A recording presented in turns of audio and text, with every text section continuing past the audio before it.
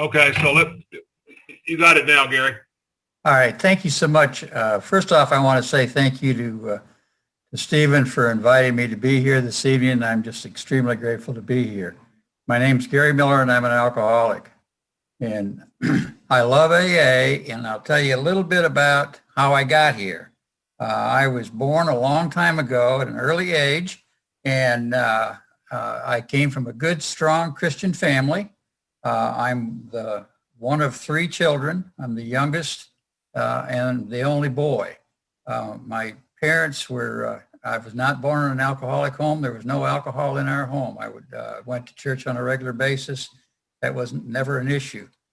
I went from high school, I left and went to college. And when I left college, that's when I started drinking. And I was a fast learner. It didn't take me long at all to get into the cups of the disease of alcoholism. I got a job working for a very large Fortune 500 company, and God had given me some talents, and that worked out real well for me, and it did real well. The long and short of that is that I just tell you two experiences I had. One is that when I drink, I lie, whatever I'm doing, and so I was actually on a business trip in Dallas, Texas, and was over there, and I told some fellows over there that the best place for a drink for happy hour was a place at the Boxer Bar in Sunbury, Pennsylvania. And we got to talking about it, and I said, now, if you guys want to go there, meet me at Love Field tomorrow night, and we'll just fly out there. And the bottom line is, I didn't have a plane to fly out there, but I had a company credit card, and I got a plane, and we did fly out for that. And I did not get fired for that. Again, because of I had some successes in what I did. Anyway, a few years later, they came into my office one afternoon at 3:00 and said, we would like your resignation. And if you don't resign, we'll come in here at 5:00 tonight and we will escort you out. But if you'll resign, we'll give you 3 months severance pay and all your benefits. And so I thought about that for probably 10 or 15 seconds, and I went ahead and resigned. I thought I would find another job. Unfortunately, I couldn't find a job because they kept checking on my background and found out that I had this alcohol problem. So at the time, what I did is I did what any respectable alcoholic would do. I started my own business, and I was in South Mississippi at the time, and I started a business there in South Mississippi. It didn't go well. Drunk around the business, I just didn't take care of things like I should have. Anyway, and I have a sobriety date. My sobriety date is October 6th of 1986.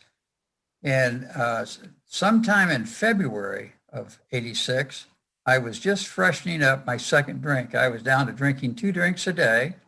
I was drinking out of a Thirst Buster cup, and I would drink probably somewhere in the neighborhood of a quart of vodka every day, sometimes a little more.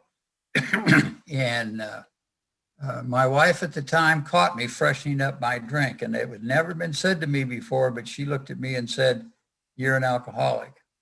And it was true then, it's true today. You accuse me of something I'm guilty of, and I'll get upset real quick. And so what I did is I picked up the phone. I don't know where I got this number, but I picked up the phone and I dialed 388-0600, which happens to be a treatment center. And I don't know why, even how I had that number. I don't remember looking it up. I maybe got it off the TV or some advertisement. And I called, and it was about 11 o'clock at night, and they answered the phone, and I said I wanted to speak to the administrator. And they said, well, the administrator wasn't there. Can we help you? And I said, well, no, I need to talk to the administrator. I said, somebody thinks I'm an alcoholic, and I want to come in and take your test. And I want them to come in and get the results. Anyway, the following morning, I got a call from that treatment center. And I said, I want to come see you and take your test. And then I said, I'm going to send my wife in because she says I'll lie about it. I want her to come in and get the results of the test. So anyway, that started a going and meeting with a therapist there every Monday afternoon at 5 o'clock. And I'd go there and I'd tell her a whole set of lies all over again every week. I did try to quit drinking in July, and it didn't work real well because I had some animals that moved into my house, and they kept biting me, and if you'd shoot them, they'd just splatter all over the walls and the ceilings, and it was just terrible. And then there would be more of them come out, and they'd come out of the light fixtures, and they came out of outlets. It was just a terrible, terrible experience for me. And the only way I could get them to go away was take another drink. And then I got a little bit nervous and scared. Anyway, finally, the end of my drinking was on October 3rd, and I hadn't been in a tavern or a bar for a long time. I didn't go there. I drank at home. I drank in a truck, and I had a special spot down on the coast where I used to go to drink. It was my little spiritual spot. It was in the woods, and anyway, I went there, and well, first I stopped at a bar which was on the coast, and it's not there anymore. Katrina took it away, but anyway, I went in there, and I'm a classy fella. I was drinking with the mayor and a local DJ, and I went into another blackout, and I wound up waking up in the woods. And the following day, and that was on a Friday, and on Saturday, I drank all day, and then I stayed out there in the woods and decided on Sunday that I was going to commit suicide. So I knew that my wife would be gone, and so I went to the house and got a 12-gauge shotgun and a deer slug and went out and practiced committing suicide. It was a terrible thing. I had to figure out where to do it, how to do it, so on, so on. But I was drinking the whole time I was there. And then it all of a sudden occurred to me that I was supposed to meet that therapist at 5 o'clock on Monday, and I wouldn't be there. So what I did is I thought, well, I'll call and cancel. And so I tried to call and cancel. Of course, she wasn't in the office. So I waited till Monday morning. Monday morning, I went out and I got to a phone and I called. And, a lot of times therapists are recovering people also, and that was the case here. And it's so neat. I said, I won't be there at 5 o'clock today. And she said, well, why? And I said, because I was really sniveling and crying and sobbing. I was just a mess. And I said, well, I'm going to commit suicide. I've had enough. I'm just going to blow my brains out. And she was just very calm and said, well, where are you? And I said, well, I'm not going to tell you. And she said, well, will you do me one favor before you die? And I said, well, yeah, what is it? She said, well, I can't come and see you because you won't tell me where you are. Will you come and see me? And that way I can, because I've learned to care for you and love you. And if you'll come and see me, would love to tell you goodbye, and I'll give you a hug, and then you can be on your way. So I said, well, okay, I'll do that. It was a little bit of an inconvenience, but I thought I could do that. So I got put that shotgun in my truck, and over to her office I went. I left there 35 days later. So be careful if you tell me that you want me to come over and tell you goodbye, because it takes me a long time, obviously. But I went to treatments, what happened. And everybody else was in that treatment center for 28 days, and they would get out. My 28th day, they told me in the morning that I was going to stay another week. And I mentioned this today to somebody. I thought that they wanted me to stay because this is my great mind. I thought they wanted me to stay because I was so much help to the newcomers coming in, and they wanted my expertise in assisting them. I went to group on that 28th day, and I noticed there was a whole bunch of staff in there. And what happened was they did an in-house intervention on me. and they saved my life, I think, that day. Now, I was so mad when they did that. If I'd have had a gun, I'd have shot everybody in there.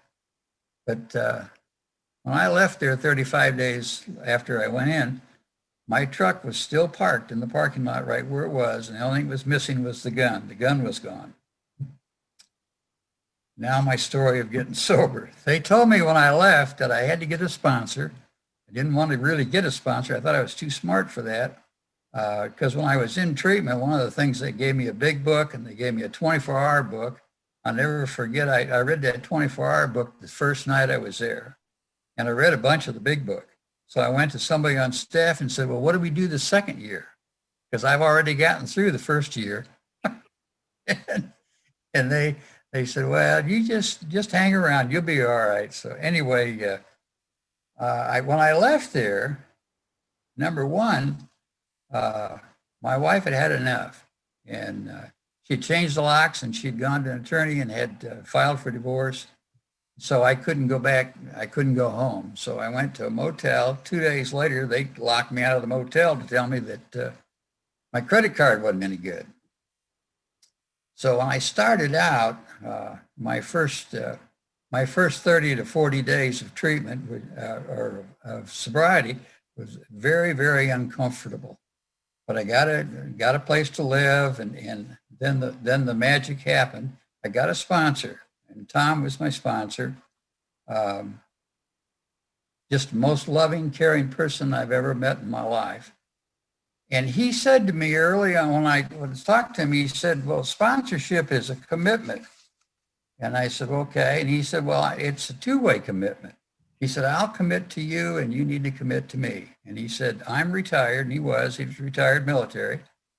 He said, you tell me what, you pick the time, and I'll make myself available for you for at least 1 hour every week, uninterrupted.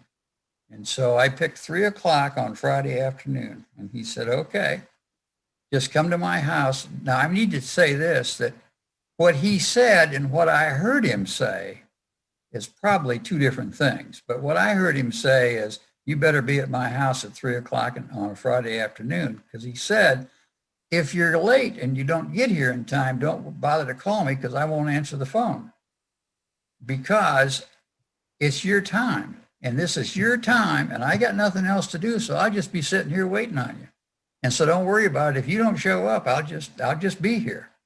So anyway, that started that journey and he took me through the book. The bottom line is we went through the book of Alcoholics Anonymous. First time I went over, one of the things he said, he told me a little about his story. And then he said, if you open your book, he said, if you'll notice the first page on the right, on the left-hand side, it's blank. And that's exactly where we're going to start. And we started that journey. And I'm so grateful for that today. He saved my life. We weren't real good friends. I didn't have it. You know, one of the things I hear sometimes in AA, and I've actually done workshops on misinformation in Alcoholics Anonymous. And one of the things that I hear sometimes is people say, well, don't get too nervous. Just go to a lot of meetings. And when you find somebody you can relate to, ask them to be your sponsor. Now, if you're like me, if I'd gone and found somebody I could relate to, we'd have had 2 sick puppies working together. Because I was pretty sick. And anyway, so Tom was the kind of guy that was just always quiet. He always listened, but then he got real practical and he said, I'm going to try to help you to figure out ways, because this is a whole new way of thinking. And we spent a lot of time, number one, we spent a lot of time on the doctor's opinion, and we spent a lot of time on we agnostics. Because part of my story is that at the early age, around 22 or 23, I was excommunicated from a Protestant church. And I was also disinherited by my parents and shunned for 4 years. And so I had a real negative outlook towards God and towards any kind of spirituality. Tom knew that. And Tom wanted me to spend the time or figure out realized that I had a disease, number one. Number two, that there was a God and I needed to find a way to get a God in my life.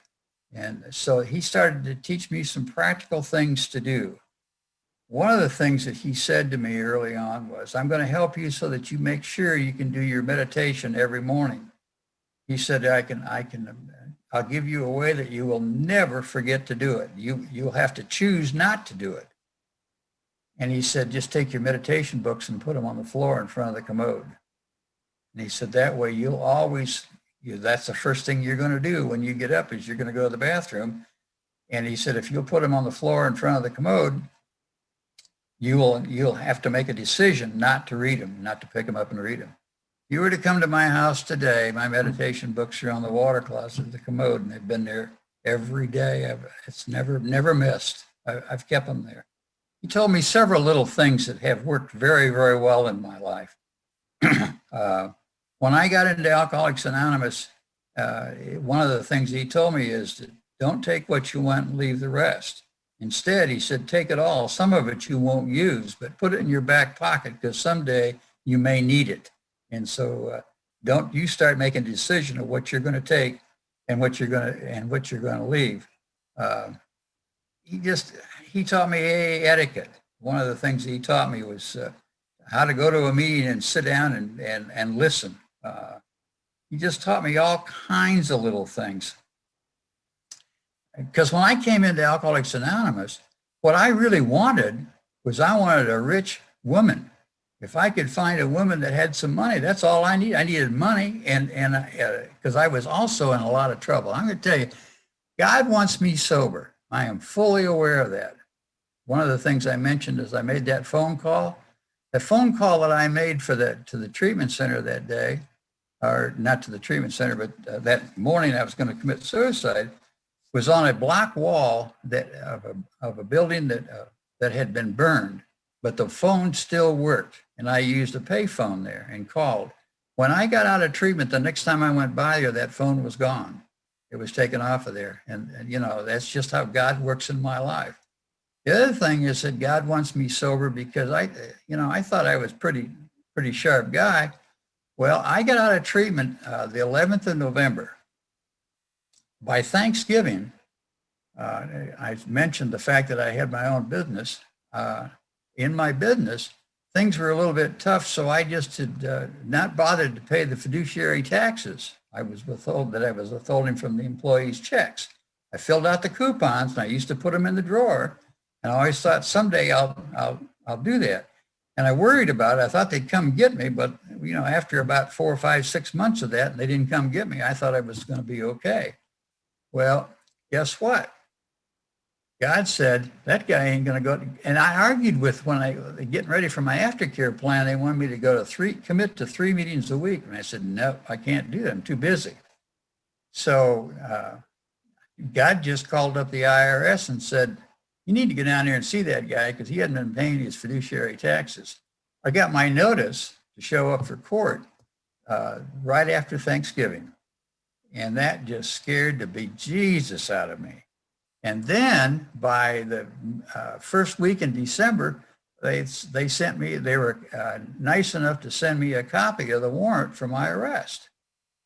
So I really got scared and I had to go see him every Thursday afternoon at 2:00. I had to go see him and I'd go to their office and they would say, all right, we're going to give you a 1-week extension, come in next week and bring us $5,000.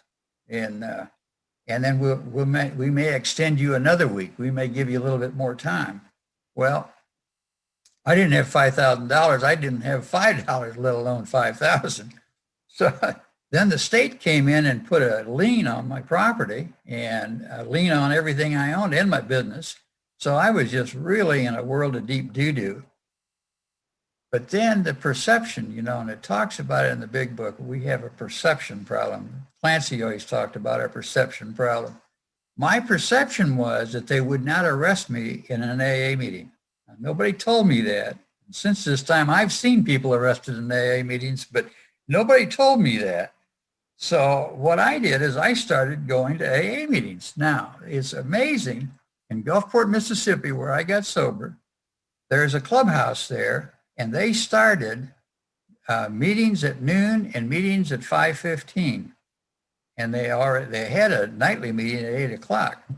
But they started 5:15 and noon meetings. Guess when they started them? They started in 1986 in November. And I think God just said, hey, there's going to be some idiot come out of here and he needs meetings. And so I'd go to meetings, and I always sat so I could look out the window, because I was looking for dark tinted winded cars going by, and I just knew they were going to come to arrest me. And if I saw somebody like that, I'd sneak out the back door and get in my truck. I even took the signs off the side of my truck. I did everything. I really tried to stay anonymous. Then I thought, well, they're not going to, if they don't arrest me during the day, they'll arrest me at night. So I decided I'll mess them up. I won't go to the same meeting. So I went from Slidell, Louisiana to Pascagoula, Mississippi, all the way to Hattiesburg. I went to a different meeting every night in a different location, never going the same place 2 nights in a row at the 8 o'clock meeting. What I'm telling you is that it's on page 25 of the big book. And that is that and that whole thing didn't get settled and I did that 3 meetings a day, every day until August 20, I think it was August 27th of 1987. So I went from November till August of the next year, 3 meetings a day. And on page 25, it says we'll get to a point where we have 1 or 2 choices. Have some kind of a spiritual experience, or just go drink ourselves to death. Just go to the bitter end. And that's what happened to me. Now, from doing all of that, about a year after I was sober or so, I didn't go to business meetings because I didn't know what they were. But at the group where I was going, they said they had elections, and they elected different people. And so somebody said, well, we need to elect alternates. So they elected me alternate GSR. And I didn't know what a GSR was. As far as I knew, that was the Grand Superior Ruler or something. But I was the alternate. So I didn't think too much of that. Well, the GSR, he went to the first district meeting and came back to the group and said, I'm not gonna mess with that bunch. That's terrible. I quit. I resign. I'm done. So that got me into doing some kind of service work. Went to Tom and said, what am I going to do? And he said, and Tom bought me my first service manual. And I still have it to this day. And that started me in a road of service. And I'm going to fast forward a little because I got a lot of things that sure like to tell you about the joys of sobriety. I got in, I was GSR, and then I went to be DCM. And then, of course, I did go on up to the structure, and I'm a panel 46 delegate to the General Service Conference in New York in 1996. But now the good stuff that's happened to me in Alcoholics Anonymous. Number one, I was broke because I didn't have any money. I have today, I'm really fortunate, and I tell this story all the time. I have more money than I need, and I carry it around and I give it away. I carry it in my truck. So if any of you ever see me anywhere, every vehicle, if you ever see me in a vehicle, I've always got it in there. Always carry it with me just in case somebody needs it. Because I was going over to Tom's and I would complain about this money thing. And I really wanted to go to AA. I thought if I went to AA and told you all of the trouble I was in, that maybe you'd pass the basket twice and you'd kind of help me out a little bit. And Tom always told me, he said, of all the troubles you got, 90% of the people don't care, and the other 10% are just real glad you got them. Now, you can't go to AA and talk about your troubles. You got to go to AA and talk about your solutions. So when you get a solution to that problem, don't forget the problem, but when you get a solution to it, go to AA, submit the problem, and then tell them the solution. So one day I was over there, I was talking to him, and he said, this money thing's going to get you drunk. And he said, you're just way obsessing over that. And I thought, well, now he's going to get his checkbook out and help me out. He's retired. He's probably got a lot of money.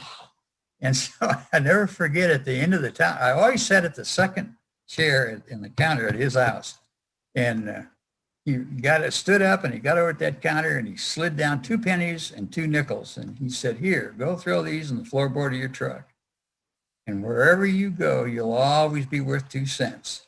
And when you think you're broke, you'll always have 2 nickels, and you can jingle that in your pocket if you think you're broke. And he said, don't ever spend it, and always offer to give it away. And that way you'll have more money than you need. Every vehicle I own to this day has got 2 pennies and 2 nickels in it. In fact, in my business, I did contracting work. I had a dump truck, and I had in that dump truck 2 pennies and 2 nickels. And anyway, it was a lesson for me that I have never forgotten. So I've always said I've got more money than I need because and I still have it. I got 2 pennies and 2 nickels.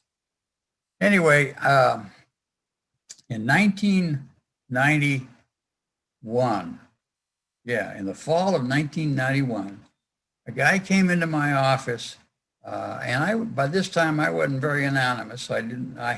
You could tell, if you came to my office, you could tell I was an AA. He came into my office and he said, I haven't seen one of those in a while. And I said, well, are you in a recovery program? And he said, well, yeah, no, kind of, sort of. And I wasn't sure what that meant. And he said, I went to treatment a couple of years ago. And he said, and I got real involved with our church. And he said, we're going to the state penitentiary.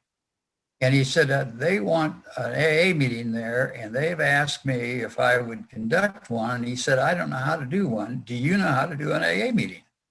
And I said, well, sure. And so we talked AA. And he said, would you go to the penitentiary and carry an AA meeting up there? And so I said, well, I said, I'll get back with you.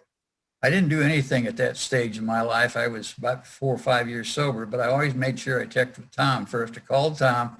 I'll never forget. He said, can we go tomorrow? And so I called this guy back and said, yeah, we'll go. And it started in February of 1992, started going to the state penitentiary and taking an Alcoholics Anonymous meeting into that penitentiary. And I did, the last time I went there was in 2018. So I did it for a long time. And I'm going to tell you some stories about what went on at the state penitentiary that was really pretty neat. Got there, and one of the things that we were going to try to do a discussion meeting, and it just didn't work at all. So we wound up doing a book study meeting. And I love to go to book study meetings. I love out of our literature. And my home group in Mississippi was a book study meeting. And up here now in Tennessee, we've started a meeting up here, and that's a book study meeting. So I've always, because Tom went to a book study meeting, a big book study meeting, and a 12 and 12 meeting every week. And so I just do what, I just do what he did. And anyway, so we started going up where we decided to do a book study. And so we started taking books up there and started doing the book study. Some things that happened that were just amazing when we were doing that. And we got to the third step, and we made a statement, and the discussion was, let's do the third step prayer. And I'll never forget that the guys there was about, at that time, there were probably, I don't know, maybe 15, 20 guys. And we all got on the floor on our knees, held hands, and did the third step prayer. What an emotional experience that was for me. I remember the guys that I was holding hands with. One on one side was there, it was in that penitentiary for murder, and the other one was in there for rape.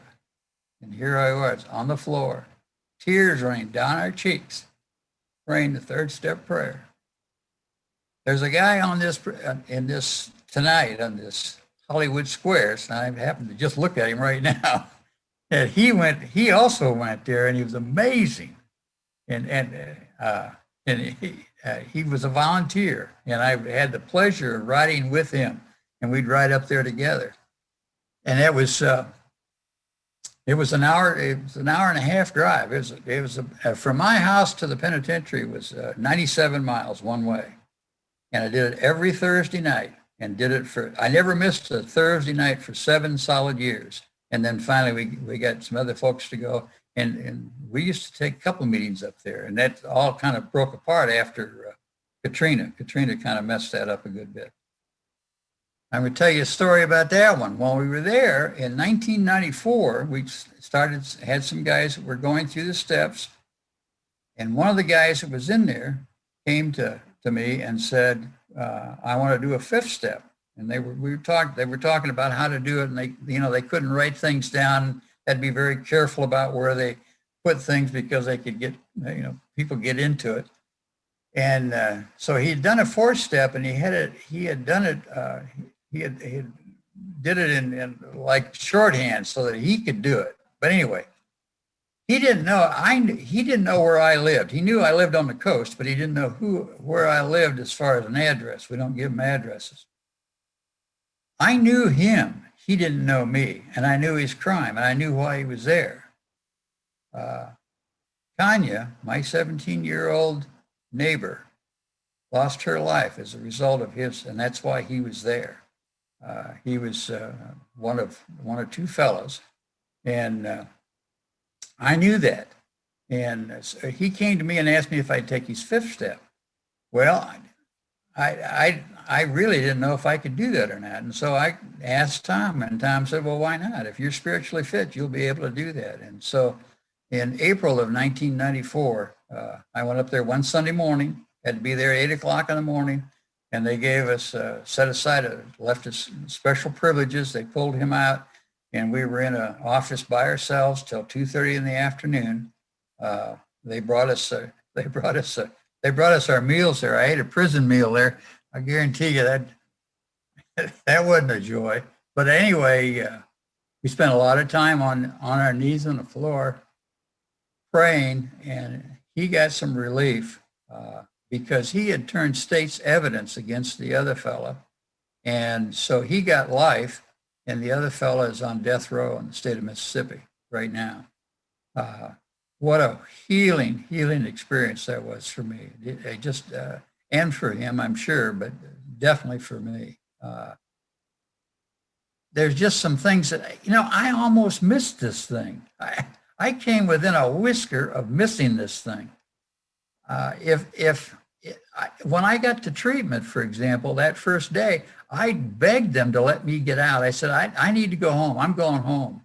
I said, I'll come back after the first of the year. I'll come back in February. I told them I was too busy and I had to go home and take care of some work. Well, the bottom line is I didn't have any work anyway. I didn't have nothing to do.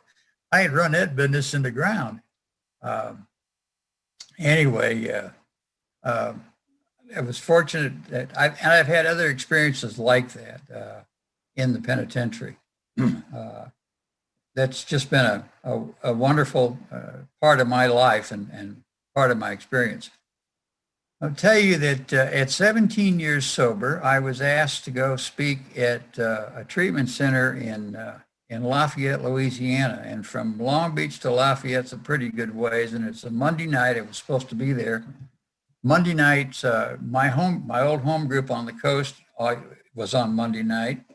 The other thing is that I needed to be to work the next morning at 6 o'clock. I usually was in the office by 6. And I just didn't know that I wanted to drive all the way over to Lafayette and speak at a treatment center and then turn around and get back to work and go to work the next day. But Tom had always talked to me about, when God puts the opportunities in our lives, we need to go ahead and go and do them. So anyway, I agreed to go, and I drove by myself. Couldn't find anybody to go with me. Nobody wants to go on a month because it's a pretty good distance. I drove over there, and after this meeting, when we did the Lord's Prayer, the guy that was standing next to me held onto my hand, and he was crying. And he said, "Thank you so much for coming." He said, "I so appreciate it." He said, "I'm here in this treatment center," and he said, "I had 17 years sober and went back out. And I'm here now trying to sober up again."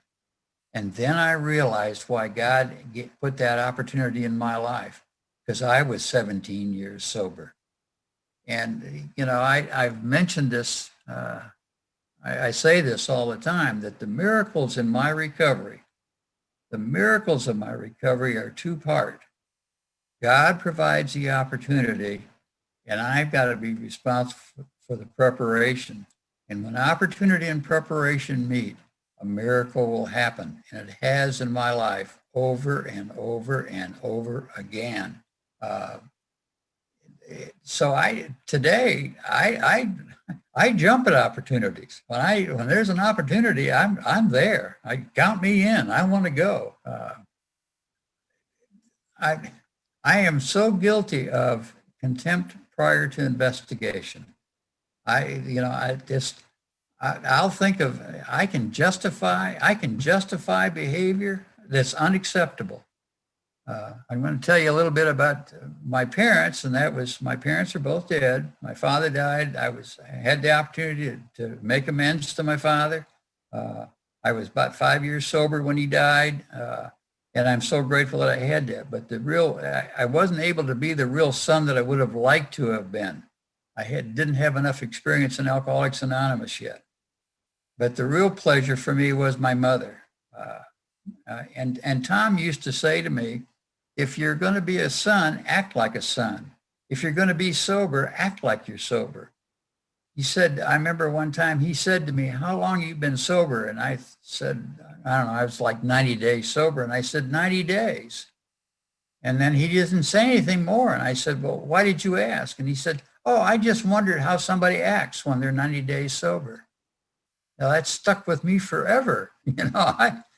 I want to act today. Like, today I'm 34 years sober, and I want to act like I'm 34 years sober.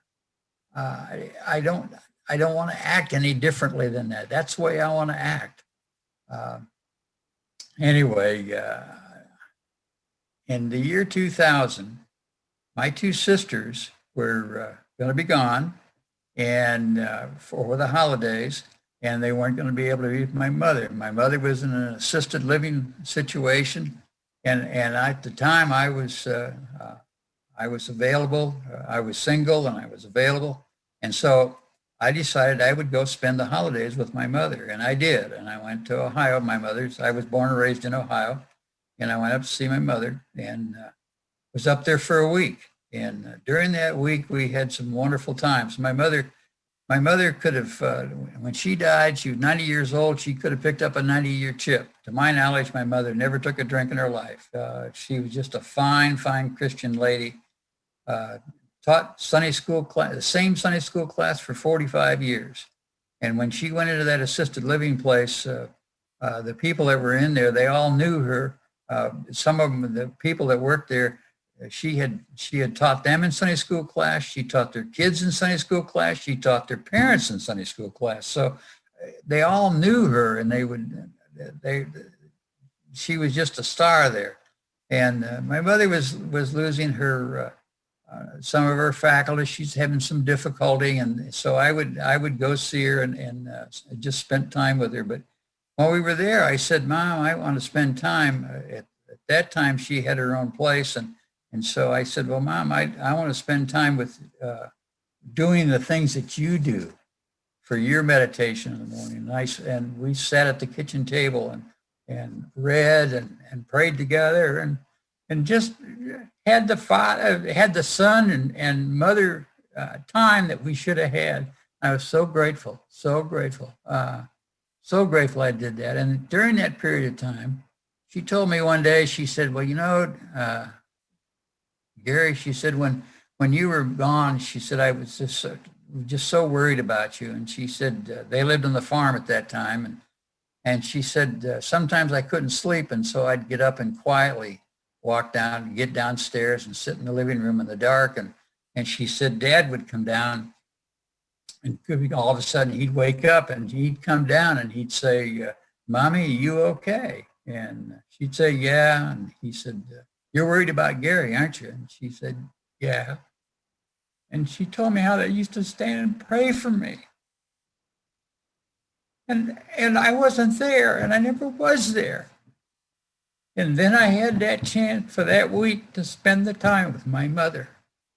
I am so grateful for that. So grateful for that. And my mother died in my arms. I was holding her when she died. We were in South Mississippi, and the call came, and it was they knew she was close, and I think I drove all night and went over there, and I think my mother just wanted to wait until I was there, and I was actually holding her when she died, and I'm so grateful I was there to do that.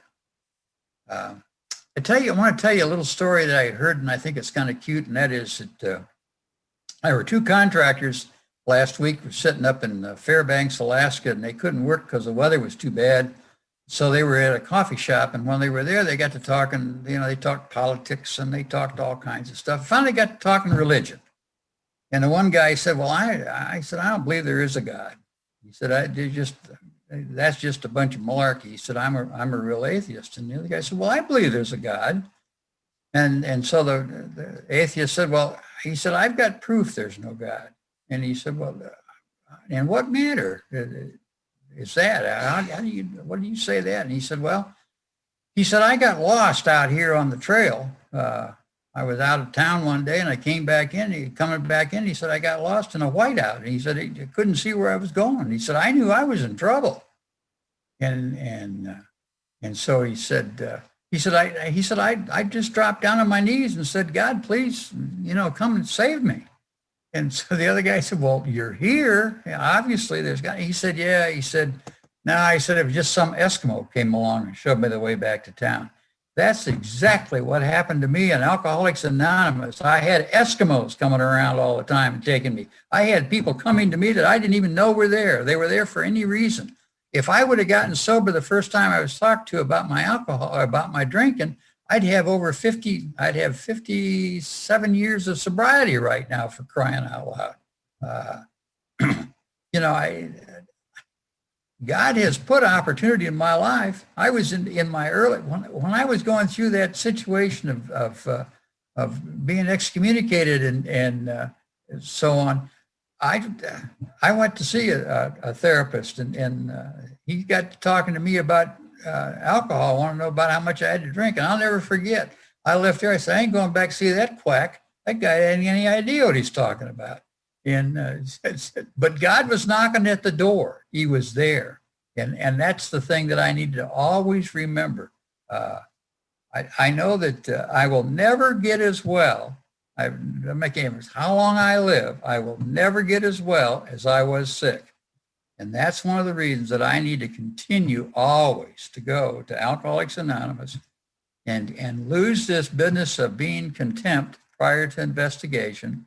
I'm going to tell you a little bit more. It's about time for me to quit, but I got so many other good, wonderful things to talk about. I can just tell you experiences that are just unbelievable. My first sponsor, Tom, he got sick. He had cancer, he knew he was going to die, and he was on oxygen. And I remember taking him to the doctor in December of, he died in 2004. In December of 2003, I took him to the doctor and just to tell you what kind of a wonderful man he was, he had the oxygen mask on and so on. And the doctor said to him, he said, well, Mr. Stark, he said, we've done about all we can do. He said, probably you're somewhere around 60 to 90 days and that'll be the end. So we got back in the truck. I was real quiet. We got back in the truck and I was getting ready to take him to the house. And he said, well, going up north of Biloxi, he said, going out in the country. And so we did. We went up on 57. He said, and I'll never forget, it was a cool day, but it was a clear day. And he said, when you find a place you can, he said, pull over. And so we pulled over and we sat there in the truck and he said to me, isn't God good? And I'm thinking, man, we just left the doctor's office. They just told you you're going to be gone within the next 90 days. And he said, do you realize how many people die and don't know they're going to die? He said, God has been so good to me to give me this choice. And I'll never forget, we used my cell phone. He had two daughters in Pennsylvania, and we used my cell phone and called them. And he said, he had told them He had given them some money, and they flew down for Christmas, and they had Christmas dinner at his house. That was in December. And I had the pleasure of sitting at that table for that Christmas meal. And then, of course, he did get worse, and he died January 27th. And the day he died, he died on a Monday morning. But Sunday afternoon, I went to see him, and two other members of Alcoholics Anonymous, friends of mine, went with me. And we went to see him. We get there, and he said he couldn't talk real well because he was really short on breath. And he said, he got us over and he said, call the nurse in. And he said, when she comes in, sing happy birthday to her. This is her birthday. And I'll never forget it. In 12 hours, that man was dead. But one of the last things he wanted to do was have us sing happy birthday to the nurse that was taking care of him that day. That man taught me how to live. That man's taught me how to spend my life. And I want to spend my life exactly that way with his example. We had picked my second sponsor before he died. Before Tom died, we picked my second sponsor, but I didn't talk to him.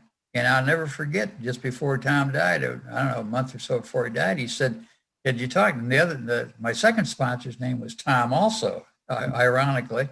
And he was an attorney. And I said, no, I haven't talked to him. I said, not yet. I said, I want to wait till it's a more appropriate time. Well, and Tom died, and at 4:00 that afternoon, I called the other Tom Summerall, and asked him to be my sponsor. And we started to meet at lunch because we weren't real close. And we met for lunch every Thursday. And then he went for some kind of a little medical procedure, and he went for that procedure, and unfortunately he died. And that was a real kicker for me. That was in May. He died in May. Tom died in January, and he died in May. And then my last sponsor, I just had a sponsor that just died, and he was an amazing, amazing man. Henry was a man, and Henry was, you just couldn't help but love him. Every time I talked to Henry before I got off the phone, he would say, well, don't forget who you are and what you are. The other thing he always said is, don't make sure that you're being kind to everybody. Make sure you make people smile. Wherever you go, make them smile. I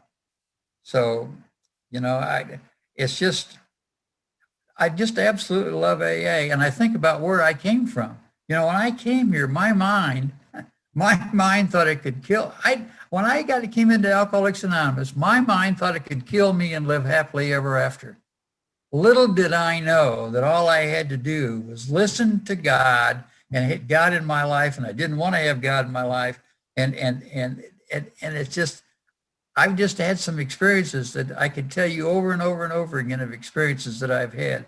But it's about time for me to quit. And Stephen, I really want to thank you. But I have to tell you one more joke that I've heard. It's not original, but I heard it in AA, and I really like it. The guy died and he went to heaven. He got there, and St. Peter's got himself a real nice laptop computer. He's got it all up to date. He's got all the latest things in there. So he said to the guy, he said, well, what religious faith were you on earth? And the guy got a little nervous, and he said, well, and St. Peter said, don't worry about it. He said, I just want to know. He said, we try to put people where they're most comfortable. He said, but come with me. He said, I'll just show you the different options. And so he went down, he opened up the door. And when he opened up this door, there's folks in there. Some of them were praying the rosary, and some of them were playing bingo, and they were just, and he said, these are the Catholics, and some of them don't realize they're here yet. And he said, but come on down here. So he opened up another door, and he looked in there, and here were some folks, and some of them sitting on hardwood benches and reading small print Bibles. And there was a preacher just going on, and he said, well, who are these? And he said, well, these are the Protestants, and they think this is pure joy. And he said, but hold on a second, come on down. So he opened up another door, and he opened up that door, and out comes cigarette smoke, and you could smell the coffee and looked in there and there was people in there. Some of them were hugging and some of them were just eating, and some of them were sitting in a circle, and there was some guy up on a podium speaking, and he said, well, this guy said, well, who are these? And St. Peter said, well, we don't really know, because they won't tell. And they tell us that they're only here one day at a time. Thank you so much.